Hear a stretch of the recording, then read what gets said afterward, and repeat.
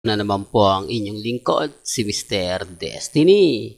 At magbibigay po tayo ng pinakamainit na update po ngayon sa social media. Well, meron na naman pong latest update si Alden Richards sa kanyang social media account.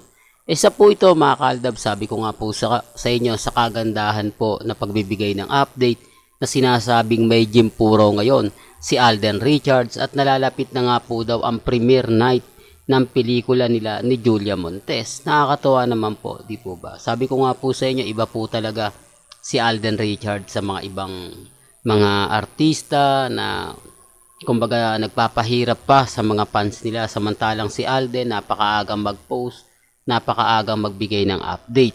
Di po ba? Taliwas sa mga sinasabi ng iba na kumbaga si Alden lumalaki na yung ulo, etc. etc. Sabi ko nga po sa inyo mga kaaldab, sa pagbibigay ng update talaga namang maaasahan si Alden Richards kesa naman po sa iba na kung saan nga po magpo-post lang kapag gusto nila, kapag ayaw hindi na po nagpo-post.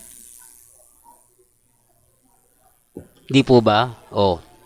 Pero kay Mengay mamaya pa po ito magpo-post. Siyempre ang pinopost lang naman po talaga ni Mengay ang E80, ang mga split screen at mga kumbaga si Wally, si Jose, pansin nyo po ba? Para lang klaro, para lang po sa kaalaman ng lahat, para lang po sa mga taong dumadaan at bumibisita sa channel ko. Totoo naman po na si Alden at si Maine, pagdating po sa pagbibigay ng update, talagang maaasahan nyo sila. Hindi po katulad ng iba na magpo-post lang kapag may gagamitin. Magpo-post lang kapag may magbibigay ng mga update. Samantalang eto mismo si Maine Polkerson, hindi po niya ginagawa yan. Di po ba?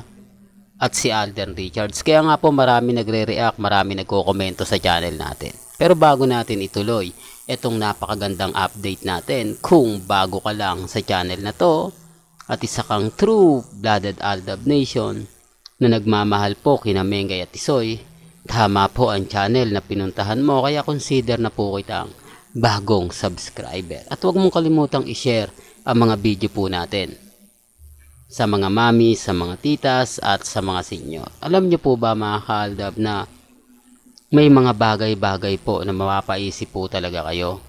May mga bagay-bagay po na kung titignan ninyo, masasabi natin ganito, masasabi natin ganon. Sabi ko nga po sa inyo, depende na lang po ito sa mga nagsasabi ng ganito, nagsasabi ng ganyan. Chill lang tayo. Hindi po ba? Yun lang naman po yung importante. Maging updated ka kung ano yung nababasa ninyo sa Instagram, napapakinggan ninyo, napapanood ninyo. Chill lang. Hindi po ba? Yan naman po yung isa sa kagandahan nyo. At yung mga ina-update natin, mga pinapaliwanag ko, mga pinapakita ko, normal lang. Hindi po ba? Normal lang sa mga gustong tumingin, gustong manood, etc. etc.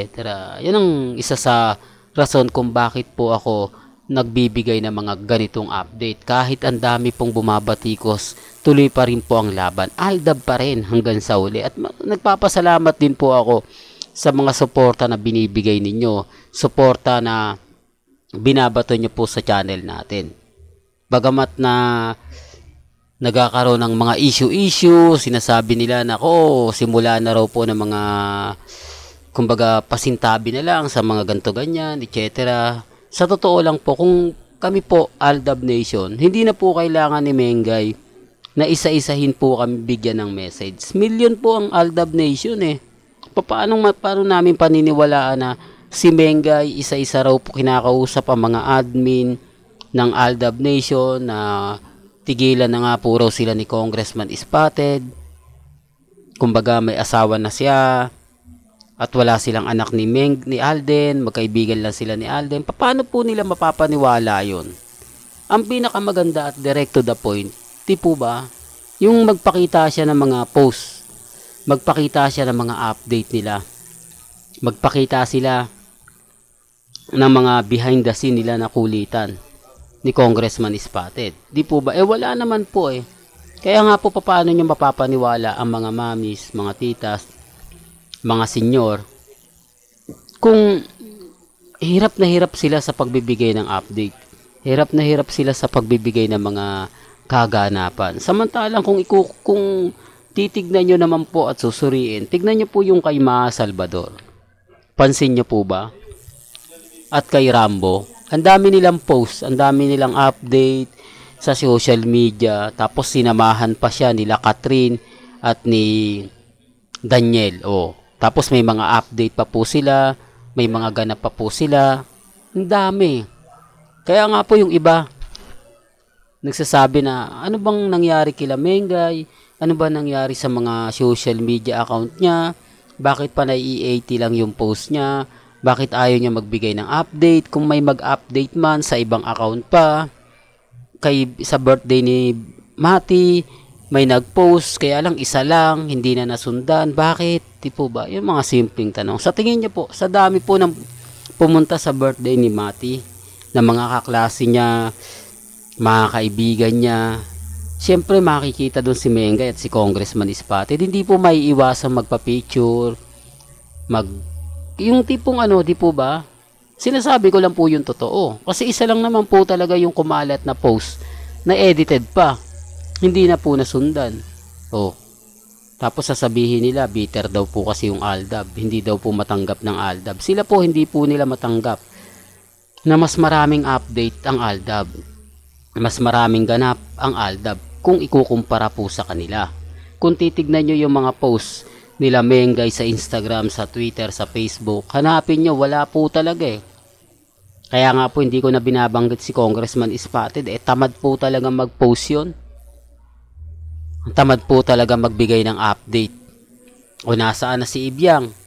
Nasaan na si Ria Atayde? Nasaan na si Jella Atayde? Ito po yung mga gumagamit kay Mengay. Pero pansin nyo po ba na parang nawala na po sila? Pansin nyo po ba na parang hindi na sila nagbibigay ng mga update, hindi na sila masyado gumagalaw sa social media? Kasi nababash lang po sila eh. Nababash sila dahil hindi naman po talaga nakikita na ganito ganyan. Basta ako mga Kaaldab, kampante lang. Sabi ko nga, may mga bagay-bagay na sabi ko nga po mga Kaaldab, yung mga nambabas po sa atin, yung mga nambabas po sa mga mami, sa mga tita, sa mga senyor, maging matatag na lang po kayo. Maging kampante. Basta't ako nandito lang po, magkakasama po tayo. Well, hanggang dito na lang po yung updates natin Kaya kung gusto nyo pa po ng pinaka-latest at sariwang update, abay tutok lang po kayo sa channel ni Mr. Destiny para updated po kayo sa mga bagong video po na ilalabas po natin maya-maya lang. Hanggang sa muli, salamat po sa panonood at pakikinig.